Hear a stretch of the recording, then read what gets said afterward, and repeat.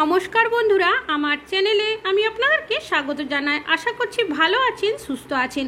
দীপাবলি চলে গেছে, আর ব্যবহার করা যে মাটির প্রদীপগুলো রয়েছে সেগুলো কিন্তু আমরা সকলেই ফেলে দিই, কোনো কাজে ব্যবহার করি না। কেন কি, পুরনো মাটির প্রদীপ কেউই কিন্তু আমরা রাখি না, পরের বছর আবারও নতুন মাটির প্রদীপ কিনে নিয়ে আসি ব্যবহার করার জন্য। তবে এই মাটির প্রদীপ ফেলে দেওয়ার আগে আমরা কিন্তু দারুণ দারুণ কাজে লাগিয়ে নিতে পারি, তেমনই কিছু ইউজফুল টিপস আপনাদের কাছে শেয়ার করব। চলুন দেখে নেওয়া যাক এই পুরনো ফেলে দেওয়া মাটির প্রদীপ আপনারা কীভাবে ব্যবহার করতে পারেন। সবার প্রথম এই মাটির প্রদীপগুলো আমাদের ভালোভাবে পরিষ্কার করতে হবে, কেন কি কিছু প্রদীপ আমরা খাবার কাজেও ব্যবহার করব। তো তার আগে কি করব, এই যে সলতেগুলো রয়েছে সেগুলো আমি এখান থেকে তুলে সাইডে করে রাখছি।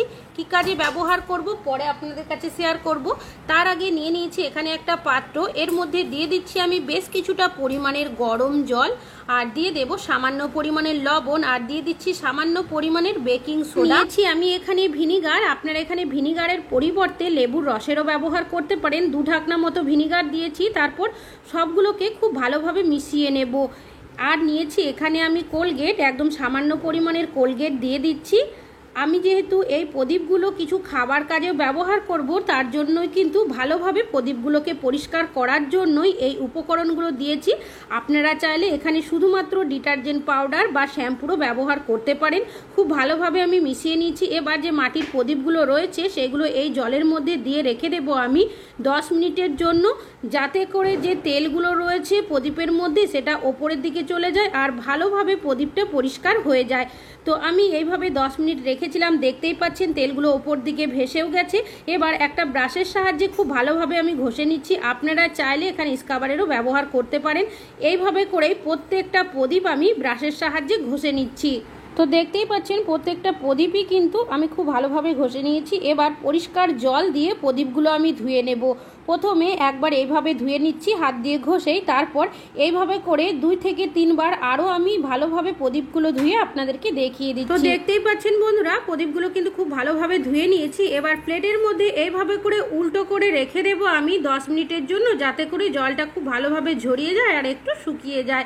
তো 10 মিনিট হয়ে গেছে, দেখতেই পাচ্ছেন প্রদীপগুলো এখন কিন্তু অনেকটাই শুকিয়েও এসেছে আর একদম পরিষ্কারও হয়ে গেছে। এবার এই যে প্রদীপগুলো রয়েছে আপনারা কীভাবে ব্যবহার করতে পারেন চলুন দেখে নেওয়া যাক। আমি এখানে নিয়েছি বেশ কিছুটা গোটা ধনে, গোটা জিরে, নিয়েছি তেজপাতা, নিয়েছি শুকনো লঙ্কা। আমরা এমন কিছু রান্নাবান্না করে থাকি যেগুলোর জন্য দেখবেন আমরা ভাজা মশলার ব্যবহার করি। অনেকে আমরা কড়াইয়ে বা হয়তো আমরা যে তাওয়া থাকে তাওয়াতেই কিন্তু এগুলো ভেজে থাকি। তবে আপনারা কিন্তু মাটির প্রদীপের ব্যবহার করতে পারেন। কিভাবে চলুন দেখে নেওয়া যাক। আমি গ্যাসটাকে অন করে দিয়েছি। এবার যে ব্যবহার করা মাটির প্রদীপটা ছিল সেটা এর মধ্যে দিয়ে দিয়েছি। কিছু সেকেন্ড ভালোভাবে গরম করে নেব। গ্যাসের ফ্লেমটা এখন লোতে করে দিয়েছি। এবার এই যে মশলাগুলো রয়েছে এই প্রদীপের মধ্যে আমি সবগুলো দিয়ে দেব। এবার কি করব, আমি একটা সাঁড়াশি নিয়ে কিছু সেকেন্ড এইভাবে করে একটু নাড়িয়ে নেব। তারপর একটা চামচ নিয়ে এই চামচের হ্যান্ডেলটা দিয়ে এইভাবে একটু নাড়াচাড়া করে মশলাগুলো ভেজে নেব। যখন একটু ঠান্ডা হয়ে যাবে একটা প্লেটের মধ্যে ঢেলে তারপর ভালো মতো গুঁড়ো করে নেব। তাহলে বন্ধুরা দেখতেই পাচ্ছেন আমরা কিন্তু পুরনো মাটির প্রদীপ এইভাবে করে ব্যবহার করতে পারি। আপনাদের এই টিপসটিও কাজে আসবে। ভালো লাগলে লাইক করবেন। এখন চলে যাচ্ছি পরবর্তী টিপসে। আমাদের প্রত্যেকেরই বাড়িতে কিন্তু কম বেশি দুধ নিয়ে আসা হয়ে থাকে। তবে যখন আমরা দুধ জাল করি অনেক সময় আমরা দাঁড়িয়ে থাকতে থাকতেই চোখের নিমেষের মধ্যেই দেখবেন দুধ কিন্তু উতলে পড়ে যায়। তো আপনারা কি করবেন, নিয়ে নেবেন একটা ব্যবহার করা মাটির প্রদীপ। আর আমি কিন্তু গ্যাসের ফ্লেমটাকে হাইতে রেখেছি আর দুধটাও কিন্তু ভালো মতো জাল হচ্ছে, দেখতেই পাচ্ছেন। এবার যখনই দুধটা ওপরের দিকে এইভাবে করে ফুটতে শুরু করবে একটা মাটির প্রদীপ এইভাবে দিয়ে দেবেন। এতে কি হবে, সাথে সাথেই দেখবেন দুধটা কিন্তু নিচের দিকে নেমে যাবে। আর গ্যাসের ফ্লেমটা হাইতে রয়েছে সেটাও কিন্তু আমি আপনাদেরকে এখন দেখিয়ে দিচ্ছি, তাহলে কিন্তু আপনারা নিজেরাই বুঝতে পারবেন। তাহলে বন্ধুরা দেখতেই পাচ্ছেন আমরা কিন্তু এই মাটির প্রদীপগুলো এইভাবে করে ব্যবহার করে নিতে পারি। আশা করছি আপনাদের এই টিপসটিও কাজে আসবে। ভালো লাগলে লাইক করবেন। এখন চলে যাচ্ছি পরবর্তী টিপসে। আমি এখানে নিয়েছি একটা বাটি, আপনারা যে কোনো পাত্র নিতে পারেন। এর মধ্যে দিয়ে দেব আমি 2 চামচ মতো আটা। আপনারা এখানে ভালো খারাপ যে কোনো আটার ব্যবহার করতে পারেন, তবে আটার পরিবর্তে এখানে কিন্তু মাটিরও ব্যবহার করা যাবে। দিয়ে দিলাম সামান্য পরিমাণের বেকিং সোডা, আর নিয়ে নিয়েছি এখানে আমি কোলগেট। আপনারা যে কোনো সাদা ধরনের টুথপেস্টেরও ব্যবহার করতে পারেন। একবার ব্যবহার করার মতো কোলগেট দিয়ে দিলাম। আর নিয়ে নিয়েছি এখানে আমি ভিনিগার, 1 ঢাকনা মতো ভিনিগার দিয়ে দেব। তারপর খুব ভালোভাবে এগুলোকে মিশিয়ে নেব। তবে এই মিশ্রণটা কিন্তু খুব বেশি পাতলা করা যাবে না, এটা কিন্তু একটু শক্ত ধরনেরই হবে। তো দেখতেই পাচ্ছেন খুব ভালোভাবে কিন্তু এটাকে আমি মাখিয়ে নিয়েছি। এখানে আমি একটা পুরনো মাটির প্রদীপ যে মিশ্রণটা করে রেখেছি সেটা এইভাবে করে প্রদীপের মধ্যে ভালোভাবে চেপে চেপে একটু বসিয়ে দেব। এবার এই যে ওপরের মিশ্রণটা রয়েছে সেটা শুকানোর জন্য আমি রেখে দেব কিছুক্ষণের জন্য, ততক্ষণ অন্য একটা টিপস আপনাদের কাছে শেয়ার করছি। আমি এখানে নিয়েছি আরও একটা মাটির প্রদীপ, এবার নিয়ে নিয়েছি এখানে একটা গ্রেটার। এই মাটির প্রদীপ দিয়ে এখন কিন্তু দুটো টিপস আপনাদের কাছে শেয়ার করব। গ্রেটারের ব্যবহার আমরা প্রত্যেকেই করে থাকি, কিছুদিন ব্যবহার করার পর দেখবেন গ্রেটারের ধারটা অনেকটাই কমে যায়, যার কারণে আমরা যখনই কোনো কিছু জিনিস গ্রেট করি ঠিকভাবে গ্রেট করা যায় না। আমরা যদি পুরনো মাটির প্রদীপ এইভাবে করে একটু ঘষে নিই তাহলেই দেখবেন গ্রেটারের যে ধারটা চলে যায় সেটা কিন্তু অনেকটাই চলে আসবে। বন্ধুরা, আশা করছি আপনাদের এই টিপসটিও কাজে আসবে। ভালো লাগলে লাইক করবেন। এখন চলে যাচ্ছে পরবর্তী টিপসে। এই যে মাটির প্রদীপটা আমি আরও কিছুটা এইভাবে করে গ্রেট করে নেব। এই যে গ্রেট করা গুঁড়ো মাটির প্রদীপের অংশগুলো রয়েছে কিভাবে ব্যবহার করবেন, দিয়ে দেব সামান্য পরিমাণে ডিটারজেন্ট পাউডার আর দিয়ে দেব সামান্য পরিমাণের জল। তারপর তিনটে উপকরণকে খুব ভালোভাবে মিশিয়ে নেব। তো দেখতেই পাচ্ছেন খুব ভালোভাবে মিশিয়ে নেওয়া হয়ে গেছে। এবার এই মিশ্রণটা আপনারা কিভাবে ব্যবহার করবেন, আপনারা যদি চান একটু বেশি পরিমাণের কিন্তু স্টোর করেও রাখতে পারেন। অনেকেরই বাড়িতে তামার ঘট বা তামার যে কোনো জিনিস থাকে যেগুলো দেখবেন কিছুদিন ব্যবহার করার পর এইভাবে কালো হয়ে যায়।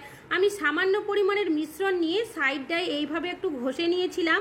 তো দেখতেই পাচ্ছেন কতটা পরিষ্কার হয়েছে, আর যে জায়গাটা পরিষ্কার করিনি সেটা কিভাবে কালচে এখনো রয়েছে। এই মিশ্রণটা আমি পুরো ঘরটার মধ্যে এইভাবে করে হাত দিয়ে লাগিয়ে নিচ্ছি। তো পুরোটাই লাগিয়ে নিয়েছি। এইভাবে লাগিয়ে নেওয়ার পর আমি কি করব, 5 মিনিট এইভাবে করে রেখে দেব। ফিরে আসছি 5 মিনিট পর। তো দেখতেই পাচ্ছেন এখন কিন্তু 5 মিনিট হয়ে গেছে। এবার একটা পাত্রের মধ্যে নিয়েছি বেশ কিছুটা পরিমাণের জল, জলটা দিয়ে আমি এইভাবে করে একটু ভালোভাবে ধুয়ে নিচ্ছি। তো দেখতেই পাচ্ছেন বন্ধুরা এই ঘরটা আগে কিরকম ছিল আর এখন কতটা পরিষ্কার হয়েছে। আশা করছি আপনাদের এই টিপসটিও কাজে আসবে। ভালো লাগলে লাইক করবেন। এখন চলে যাচ্ছি পরবর্তী টিপসে। কম বেশি কিন্তু বাড়িতে অনেকেই খেয়ে থাকি, তবে অনেকেই কি করি আমরা দেখবেন দোকানে গিয়ে তন্দুরি চাই খেয়ে থাকি, বাড়িতে কিন্তু আমরা তন্দুরি চাই বানাতে পারি না। তো আপনারা কিভাবে খুব সহজেই বাড়িতে তন্দুরি চাই বানিয়ে নেবেন। একটা মাটির প্রদীপ নিয়ে আমি এইভাবে করে ওভেনের মধ্যে ভালোভাবে প্রদীপটাকে পুড়িয়ে নেব। যখন খুব ভালোভাবে পুড়ে যাবে তখন কি করবেন, এই পোড়া প্রদীপটা আপনারা ফুটন্ত চায়ের মধ্যে এইভাবে করে দিয়ে দেবেন। এইভাবে দিয়ে দিলেই দেখবেন কি হবে, চায়ের মধ্যে একটা সুন্দর গন্ধ বেরোতে শুরু করবে, আর একদম দোকানের মতো কিন্তু আপনারা বাড়িতেই খুব সহজেই তন্দুরি চায় বানিয়ে নিতে পারেন।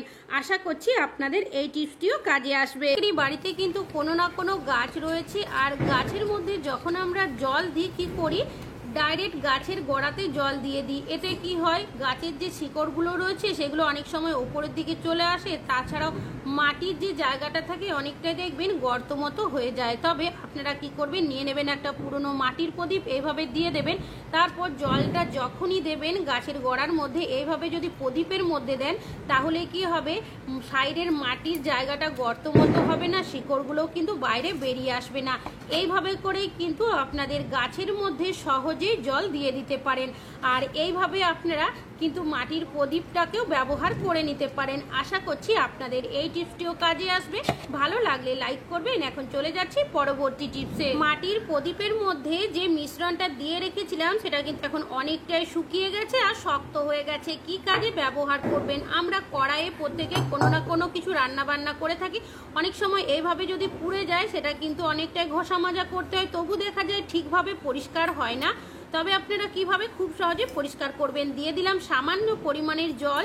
জলটাকে কড়াইয়ের পোড়া অংশের মধ্যে আমি এইভাবে হাত দিয়ে লাগিয়ে নিচ্ছি। আপনারা চাইলে 5 মিনিট রেখেও দিতে পারেন, তবে আমি কড়াইটি কিন্তু সাথে সাথে পরিষ্কার করে দেয়। এর মধ্যে যে মিশ্রণটা দিয়ে রেখেছিলাম সেটাই নিয়েছি। এবার হালকা হাতে যদি আপনারা এইভাবে কিছু সেকেন্ড ঘষে নেন তাহলেই দেখবেন খুব বেশি ঘষা মাজা ছাড়াই কিন্তু পোড়া অংশগুলো খুব সহজেই আপনারা পরিষ্কার করে নিতে পারবেন। তো দেখতেই পাচ্ছেন কতটা সহজে এই পোড়া অংশগুলো উঠে গেছে। এবার কড়াইটা জল দিয়ে পরিষ্কার করে ধুয়ে আপনাদেরকে দেখিয়ে দিচ্ছি। তাহলে বন্ধুরা আশা করছি আপনাদের এই টিপসটিও কাজে আসবে। ভালো লাগলে লাইক করবেন। এখন চলে যাচ্ছি পরবর্তী টিপস। এই মাটির প্রদীপের মিশ্রণটা আপনারা কিন্তু আবারও ব্যবহার করতে পারেন। জল দিয়ে ধুয়ে দিয়েছি, এবার এটাকে আবারও আমি শুকিয়ে রেখে দেবো। যখনই কড়াই পুড়ে যাবে এইভাবে পরিষ্কার করে। এখন চলে যাচ্ছি পরবর্তী টিপসে। আমি নিয়েছি আরও একটা পুরনো মাটির প্রদীপ। এবার যে সলতেগুলো তুলে রেখেছিলাম এই প্রদীপের মধ্যে দিয়ে দিচ্ছি। আর নিয়ে নিচ্ছি এখানে একটা তেজপাতা, এইভাবে করে ছোট টুকরো করে এই প্রদীপের মধ্যে দিয়ে দেব। আর নিয়ে নিচ্ছি এখানে সামান্য পরিমাণের কর্পূর। কর্পূরটা যতটা সম্ভব গুঁড়ো করে এর মধ্যে দিয়ে দেব। এবার আমি এটাকে জ্বালিয়ে নেব। আমরা যদি এইভাবে করে সন্ধ্যাবেলা এই সলতেগুলো জ্বালিয়ে দিই, সেক্ষেত্রে দেখবেন আমাদের বাড়িতে নেগেটিভ এনার্জি দূর হবে। তাছাড়াও আমাদের মাছি মশা যদি থাকে বাড়িতে, এই গন্ধের কারণে কিন্তু চলে যাবে।